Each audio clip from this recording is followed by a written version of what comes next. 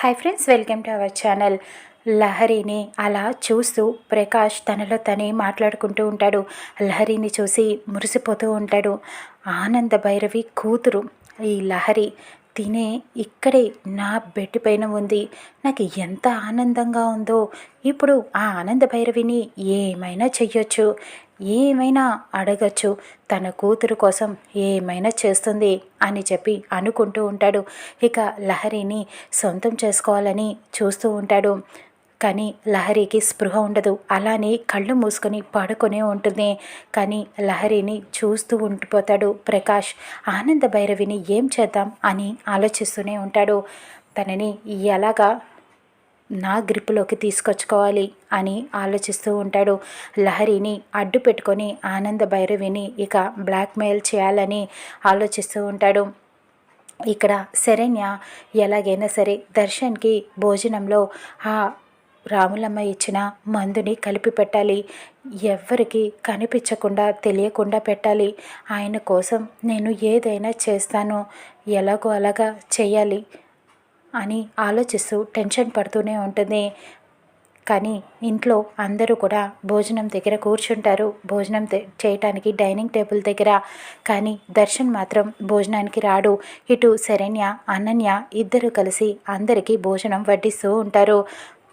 ఇంతలో అనన్య అడుగుతూ ఉంటుంది, మరిది గారు రాలేదేంటి శరణ్య అని అడగటంతో, అంటే ఆయన భోజనం పైకి తీసుకురమ్మన్నారు, తీసుకువెళ్తున్నాను, ఆయన కోసమే ఇదిగో పెడుతున్నాను అంటూ ప్లేట్లో దర్శన్ కోసం భోజనం వడ్డిస్తూ ఉంటుంది. దర్శనే తీసుకురమ్మన్నాడా, లేకపోతే నువ్వే తీసుకువెళ్తున్నావా అని లీలావతి అడుగుతూ ఉంటుంది. లేదత్తయ్య గారు, ఆయనే తీసుకురమ్మన్నారు, అక్కడికి ఆయనకి ఏదో చాలా పని ఉందంట, పని చేసుకుంటున్నారు, అందుకే తీసుకురమ్మన్నారు అంటూ ఇక భోజనం ప్లేట్లో పెడుతూ ఉంటుంది. దర్శన్ కోసం చాలా టెన్షన్గా ఉంటుంది. ఇక ఆనంద కూడా సరే అని అనుకుంటూ ఉంటుంది. అక్కడ దర్శన్ రూమ్లో పని చేసుకుంటూ ఉంటాడు.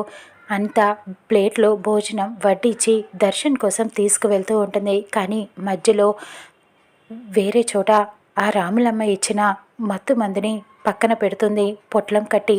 అది ఎవరు చూడకుండా అలా తీసి దర్శన్కి పెట్టిన భోజనం ప్లేట్లో ఆ మందుని కలుపుతూ ఉంటుంది. అటువైపుగా కోటేశ్వరరావు మందులు వేసుకొని వస్తూ ఉంటాడు. ఇటు శరణ్యని చూస్తాడు. ఏంటి శరణ్య ఏదో కలుపుతోందేంటి అన్నంలో అని చెప్పి అనుకుంటూ ఉంటుంది. ఇంకది చూస్తాడు. శరణ్య అంటూ పిలుస్తూ ఉంటాడు. ఏంటి మావయ్య గారు అని చెప్పి అడుగుతూ ఉంటుంది. ఇక ఆ పొట్లాన్ని అలా వెనక్కి దాచేస్తూ ఉంటుంది, కలిపినట్టుగా ఏమీ తెలియకుండా. కానీ కోటేశ్వరరావుకి డౌట్ వస్తూ ఉంటుంది. ఏంటమ్మా శరణ్య, ఏం చేస్తున్నావు అక్కడ, ఏదో చేస్తున్నావు, ఆ భోజనం ప్లేటు ఎవరికి అని చెప్పి అడుగుతూ ఉంటాడు.